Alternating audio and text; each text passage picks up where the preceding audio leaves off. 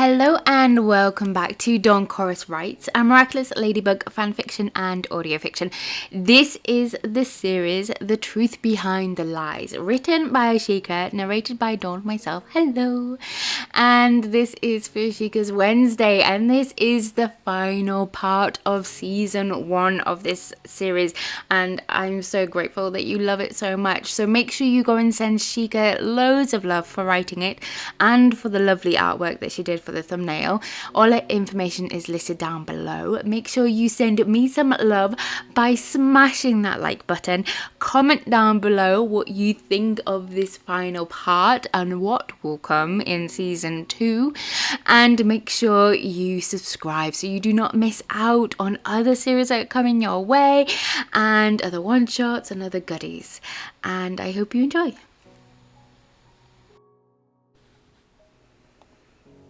Part 28. Marinette was on edge. She was a bundle of nervous energy, scanning the students filing back to the school after the Kuma attack. She hadn't seen Adrien after he had dropped her off at the bakery as the attack started, and he hadn't been in the crowd of stragglers at the school when Lila had been taken away. Had he been hit by those sparks? Marinette swallowed hard, checking for him again. She knew he didn't like being locked up. Was that his darkest fear? Or was it being isolated again? Adrien was touch-starved and fiercely lonely. Would his fear have been abandoned again to the loneliness? The very thought made her sick with worry. Then she saw his sunshine hair from behind a crowd of other students. She plunged down the stairs and threw her arms around his neck, tears of relief welling in her eyes. "Adrien, I'm so glad you're safe. I was so worried," she whispered, holding him tightly. He stood still for a long moment before his arms closed around her waist just as tightly. "Sorry I worried you," he murmured in her ear, his breath shakily against her cheek and his voice strained. I never wanted to hurt you, my sweet." "Forget about me. What about you? Did you get hurt?" She leaned back to examine his face and was startled by his red-rimmed eyes and the shadows that lurked there. She took his face in her hands and he rubbed his cheeks against her fingers. "Adrien?" He stroked her cheek with his thumb, a faint but genuine smile tugging up at the corners of his mouth. "How could I get hurt with a kiss from my Marinette as my lucky charm?" She blushed at his sudden intensity, but continued to look him in the eye. "Adrien, what's wrong? What happened? Did Lila?" He shook his head and took her hand tightly in his. "Not right now, my sweet. We need to get back to class." She looked at him shrewdly, then sighed.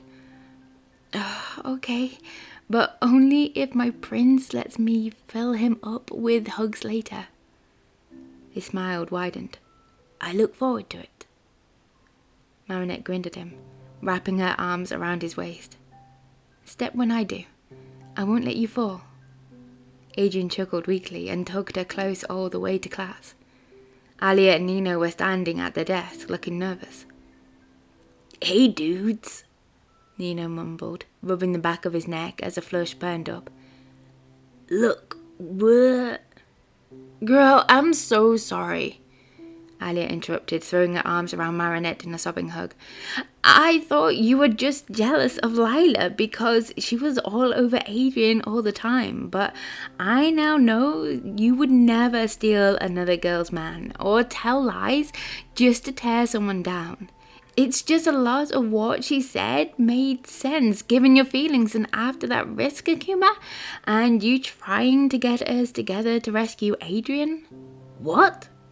her boyfriend exclaimed, looking down at Marinette in surprise. "You never told me that."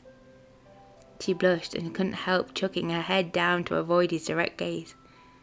"You should have seen your girl, bro," Nino boasted with a grin. "Marinette was going all action hero with us, trying to find a way to kidnap you off the train or something." Then it was his turn to blush again. "Sorry, dude. I should have realized that wasn't your jam. I mean, you're like my brother, man. I should have known or at least done something. And sorry for not believing you, Marinette. Adrien grinned and wrapped his arms around his friend. I've missed you, bro. Me too, Em, Alia said thickly. Honest, I may have been trying too hard to be objective since you're my best friend and all, but I should have known when to trust my best friend. Can you ever forgive me? Marinette patted her gently on the back. Of course, Alia. I'm just glad it's over. And when push came to shove, you still had my back. No, I didn't. But Sunshine here did. Him and Cat Noir. He gave me a serious talking about how I was treating you. She had the grace to look embarrassed. That might have been why I was so upset with you last time. It's okay, she said reassuringly as Miss Bustier came into the room. We'll catch up soon, I promise. Throughout the day, other classmates came by to apologize and check that she and Adrien were okay after the Kuma attack. Marinette was happy to have the excuse that Adrien was safely delivered her to the bakery before going off to alert Ladybug and Cat Noir. Adrien was oddly quiet. She noticed his gaze drift into her face fairly often, a strange, desperate look in his patriotic eyes. Grabbing him after school, she pulled him into an empty classroom and shoved a bag of chocolate croissants into his hands. First off, eat these. I know you never had time to make it home for lunch. He just stared at the bag blankly, as if he was confused by why she would give it to him. Do you remember the day Alia woke me up about the photo leak? He nodded. You said she had wakened you in the middle of a nightmare. I never told you what it was. She sighed and leaned back against her desk. Oh, I dreamed you were trapped in a cage. I was trying to free you, but Lila and your father were just watching silently, and there was a dark cloud of butterflies. She shivered at the memory, and he rested a hand on her shoulder in comfort. The Akuma dragged me away from you and into the dark.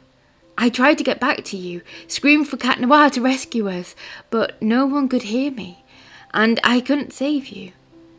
You comforted me over that nightmare, and I didn't even tell you about it at the time. Please, won't you tell me what's bothering you? You have been acting upset ever since we got back to school. You have me really worried. He fiddled with the paper bag, rolling the edges between his fingers. It's nothing, Marinette. Not really. It's just, now that Lila is gone, what am I to you? Oh, how her heart broke over those words. The hunching of his shoulders, the way he looked down to avoid her eyes, the way he clutched the bag to hide the shaking of his hands, all spoke that her prince was afraid. Adrien had faced down Lila, his father and angry Akumas out to get him, with less fear than he was showing now. But he had said he loved her. His whole mess started as a lie, and now they both wanted it to be true. I wanted to be loved, but so much of my life is a big showy fake. I'm fake. I hide behind a perfect smile and say I'm okay, but I'm not.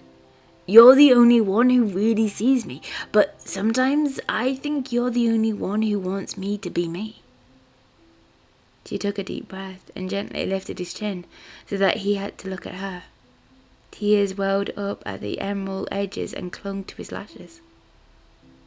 You are Adrien Mud Aggress, the kindest, smartest, bravest boy I know. You're my best friend and the boy I love. You always catch me when I fall. You help me with physics homework, and you've protected me from Lila and Akumas. You've held me when I cried, been patient when I was nothing but a word-spewing wreck, and you're the only one who stood by me through all of this. You're my hero and my prince, and the only way that will change is... The word petered out as she realized what she was intended to say, but she trusted him with the truth. As if loving me was a lie. His eyes blazed with green fire as he grabbed her wrist and pulled her into a kiss. It wasn't just his eyes that burned. His lips were hot against hers, and the fingers curled possessively around her neck and waist were feverish. It felt like he was a dry cistern, and she was a steam, determined to devour everything she was willing to give to fill up the aching void inside of him. And as she always had and would for her friends, she gave it all. Rising on her toes, she blissfully surrendered to his kiss, threading her fingers through his hair as she pulled him harder against her. He staggered as the unexpected shift pulled him off balance, but before she could back away, he lifted her and set her onto a desk, his lips never leaving hers. He caressed her cheeks, her shoulders, her back, his hands lingering at the curve of her waist or pulling her hair free to weave his fingers through it.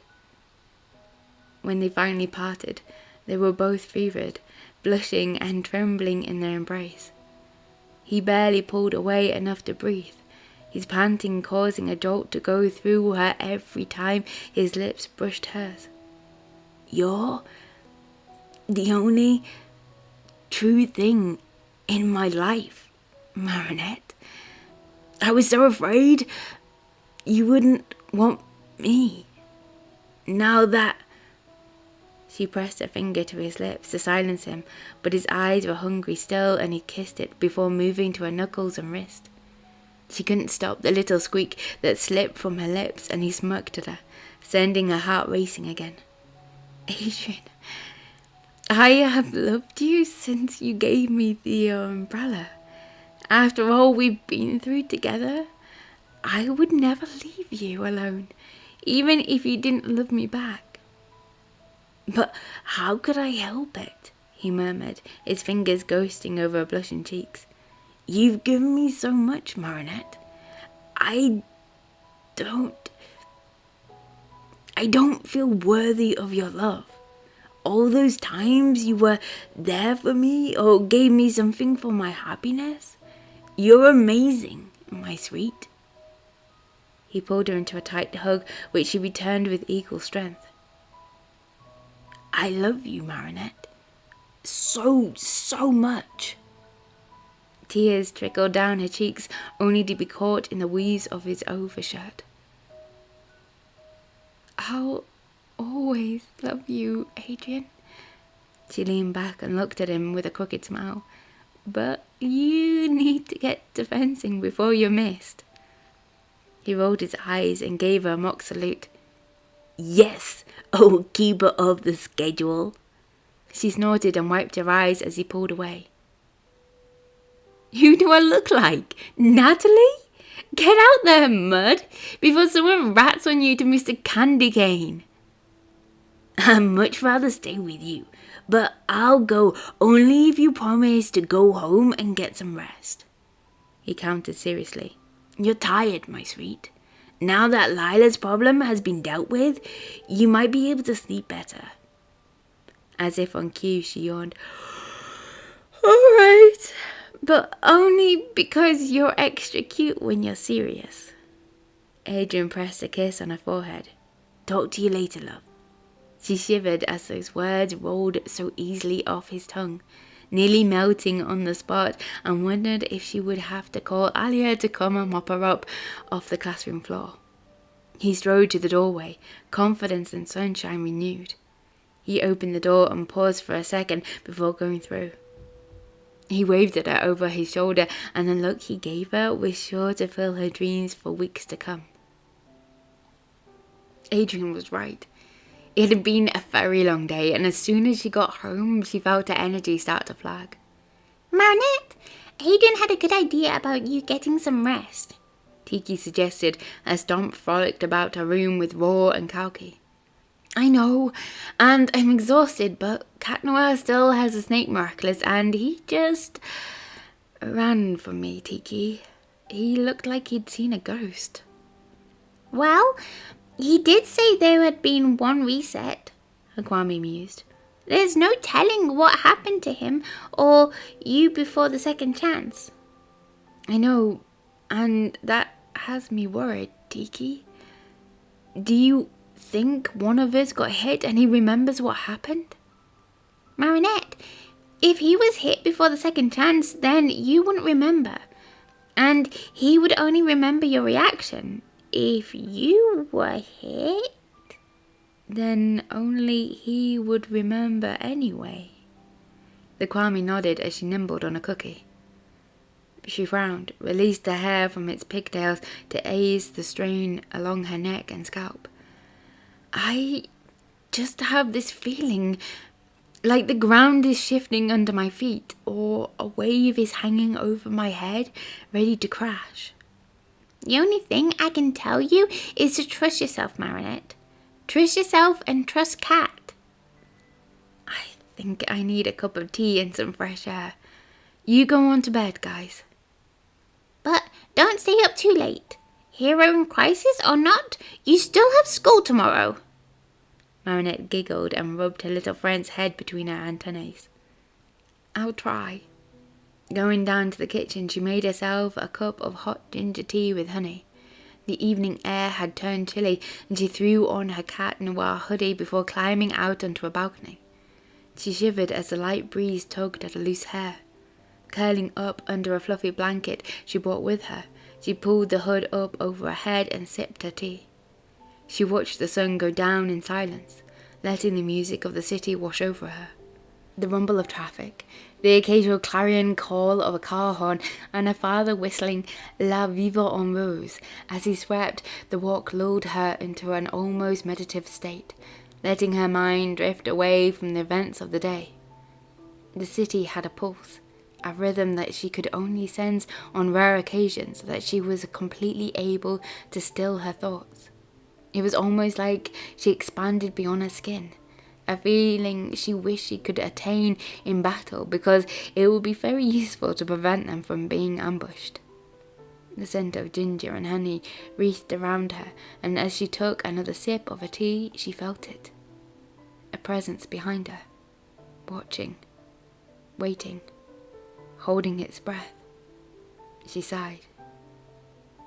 I know you're there, Cat, she murmured, savouring the warmth of her tea while it lasted. That feeling of somebody ready to fall was getting stronger, and the sense of her surrounding was lost as the adrenaline spiked. There were 3 thumps behind her before he landed in a perch on a little table next to her. Good evening, Princess. I just wanted to check in on you and your parents, since the Akuma today was Lila and she was after you. His voice sounded casual, but the way he phrased the words sounded practical, fake. I'm tired, Cat Noir. I'm tired of all the lies I've had to tell and play along with and deal with for the last month. I've had enough of them and to last a lifetime, so just tell me what's on your mind, okay? He shifted awkwardly to sit at her feet at the beach chair. He flicked one of the cat ears stitched onto her hoodies with a cookie grin that only widened when he saw the words brazened across her chest. You look good in my colours, Marinette, but I thought I was the cat's meow. She snorted and took another sip of her tea. You're something, all right. What's up? She watched as his eyes darkened behind his mask and his hand crept up to ruffle the hair on the back of his head. He wouldn't meet her eyes.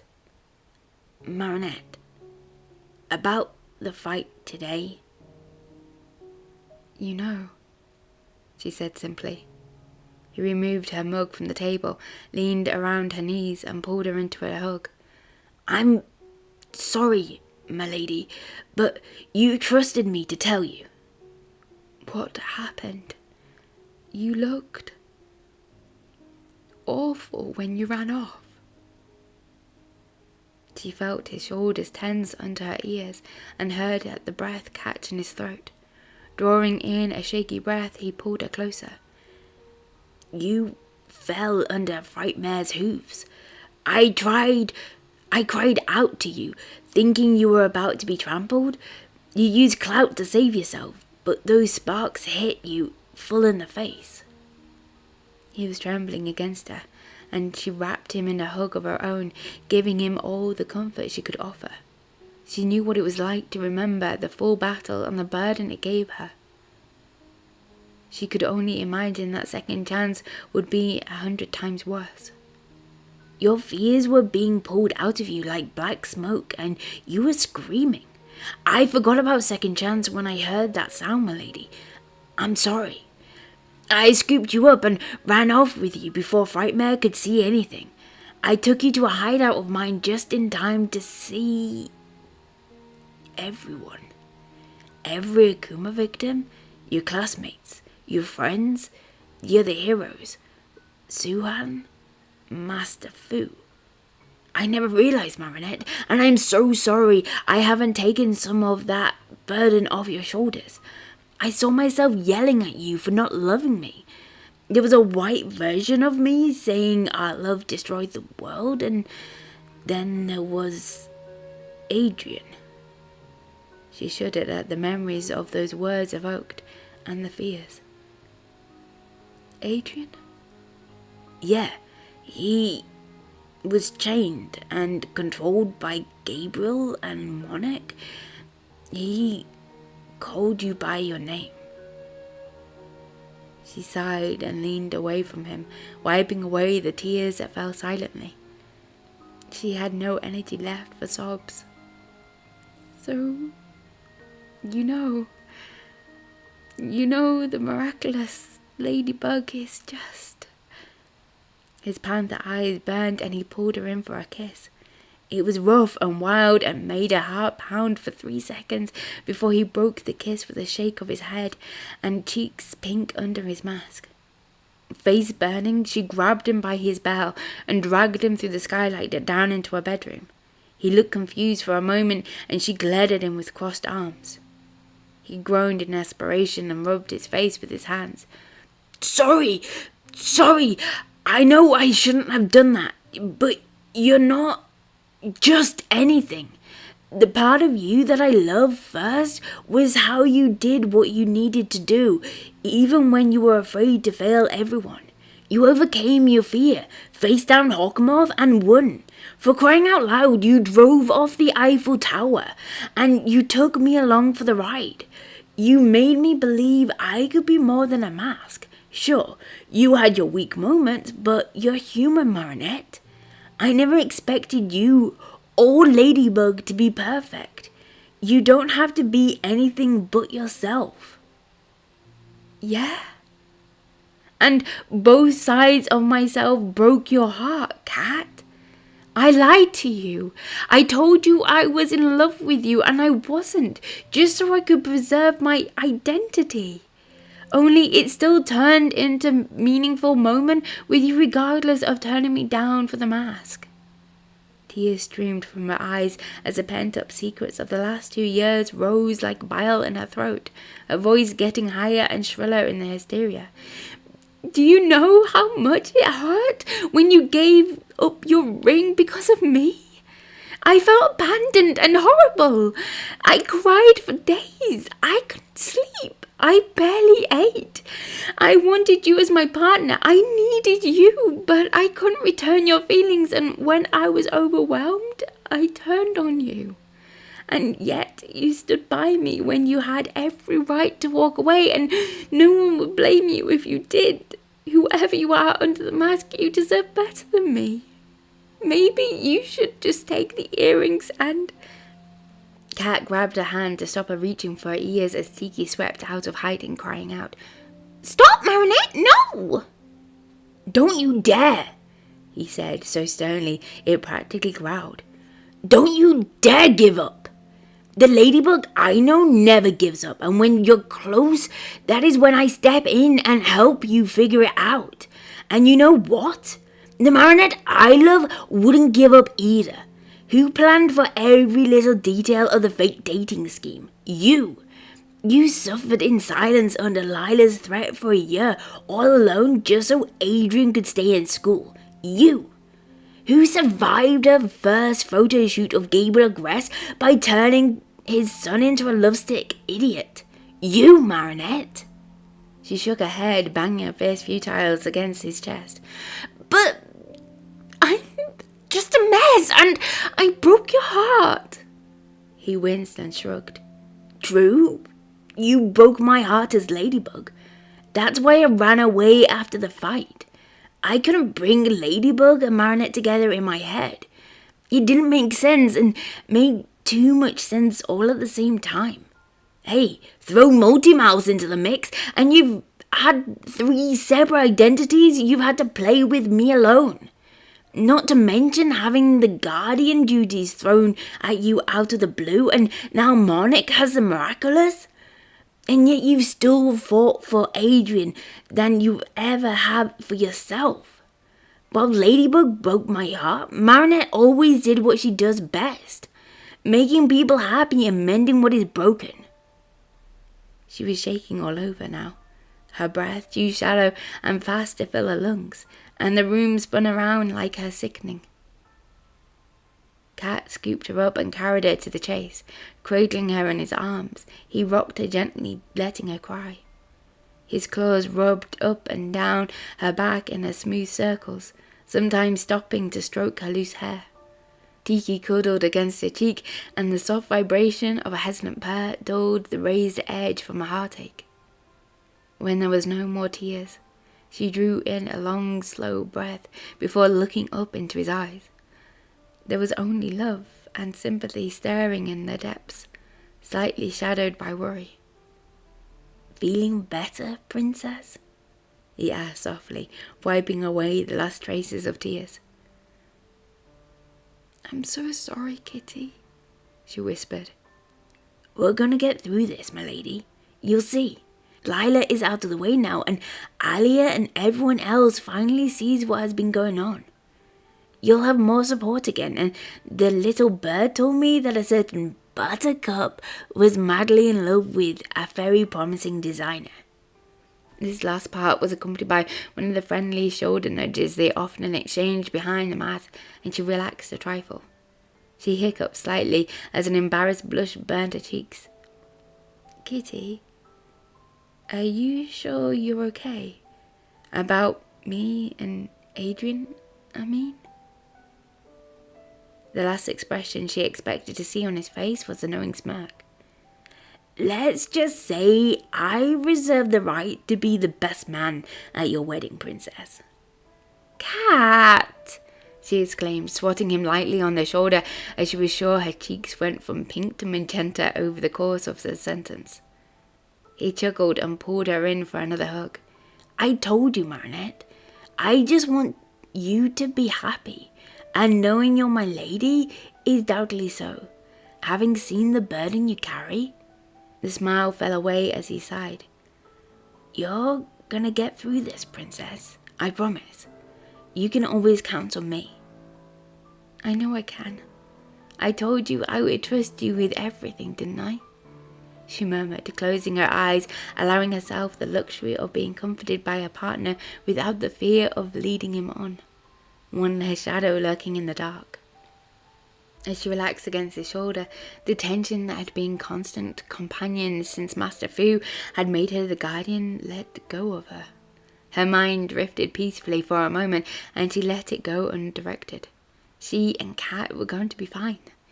He had been right in saying they were finding a new balance, and they would be stronger for it. Sure, he knew her identity and she would have to implement one of her emergency plans, but with his help, she should be able to make it work in their favor.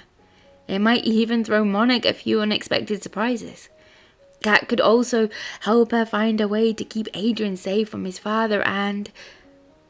Marinette jerked upright, her eyes popping open in a moment of blind clarity. "Milady?" Cat asked, holding her shoulders to steady her, but his voice was lost in the white noise of all the pieces fell into place. Adrien had asked Gabriel last minute to replace Lila with Marinette for the photo shoot, and he had agreed, without an argument from what Adrien said. The man knew she had tested clean for the drugs, even allowing Natalie to send the results to Mr. Damocles, and yet he had refused to let her be in the unusual quick follow-up shoot just a few days later. It was not the first time he had pulled Adrien from school for a last-minute photo shoot, but for Adrien to have no idea and be stuck with Lila again when Marinette had been praised by all parties was odd, even by Gabriel's standards. It was almost as if he had been playing her and Lila off each other. There was no reason for Gabriel Agreste, fashion mongol, to be bothered with a feud between two teenage girls he wasn't related to. Mr. Agreste, you need to calm down. I'm not sure what the cause of your anger is, sir, but Adrien and I have done nothing wrong, and you wouldn't want to attract an Akuma. Foolish child. You have no idea what you're playing with.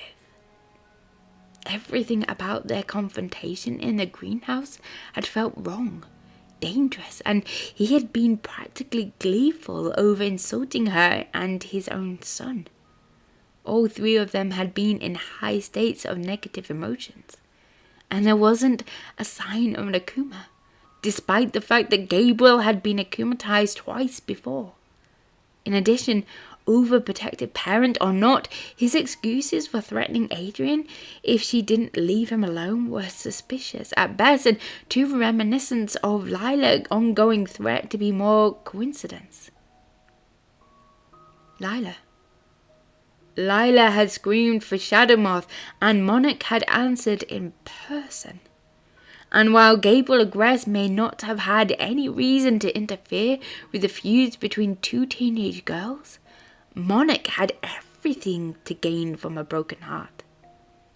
Kat shook her. Marinette, if you don't answer me, I'm gonna have to get your parents. You're scaring me. Please. Kat, she gasped as more pieces to the puzzle appeared before her mind's eye. He had the grimoire. The what? Who?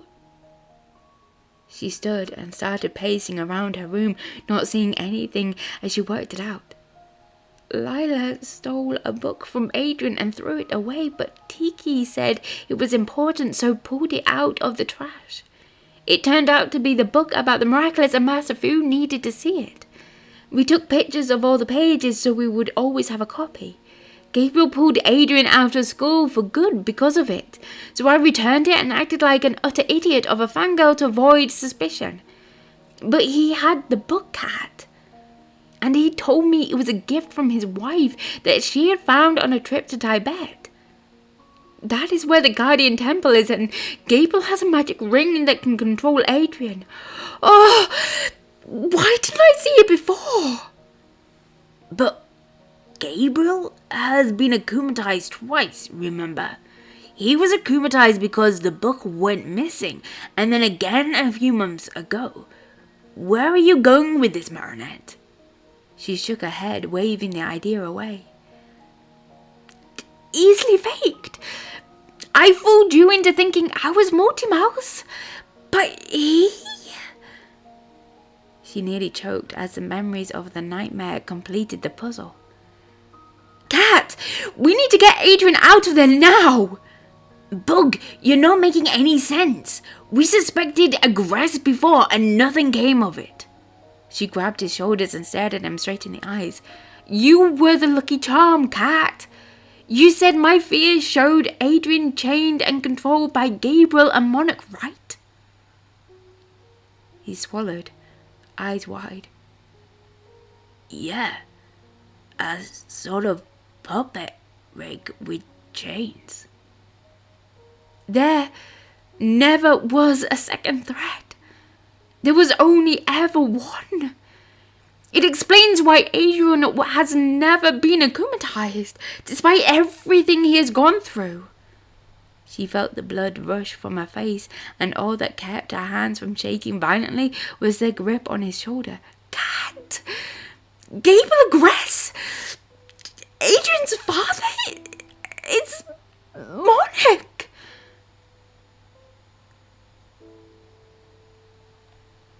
Oh, I am sorry to leave. Well, it's not me who wrote it. I spoke to Jheqia after she finished this last part, going, you are going to leave them on a cliffhanger with that one? Yes, yes, she has. So I hope you enjoyed it. Make sure you smash that like button. Comment down below what you think of it and what will happen in season 2, which will be coming soon. It'll probably be coming in the new year. So guys, just wait and enjoy Christmas, and it'll probably be coming in January, February time. Make sure you go and send Jheqia loads of love for writing this amazing series so far and finishing up season 1.